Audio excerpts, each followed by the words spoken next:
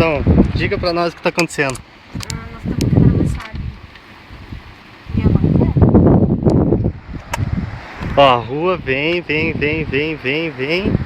Chega aqui, a rua fica dentro d'água. E daí, é só atravessar?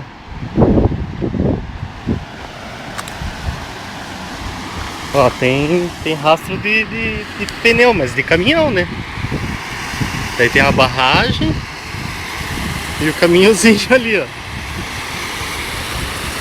Meu Deus. Vamos tentar passar, né? A Mônica tá em desespero. Vamos ver o que acontece. Isso pode ser o nosso último momento. Tchau pra vocês.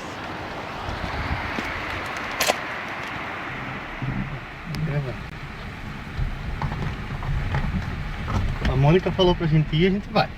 Eu não falei nada.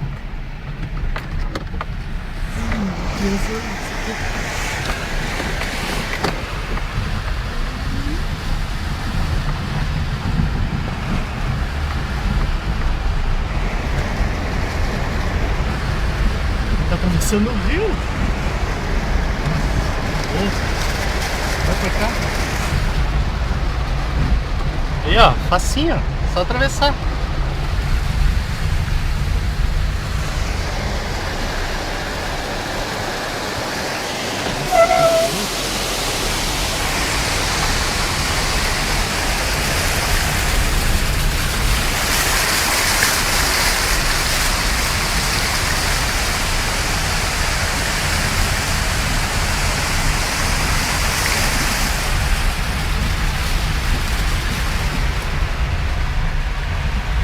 Meu Deus.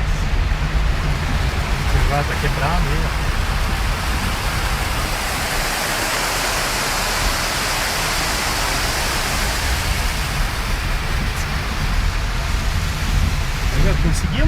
Conseguimos aí, ó.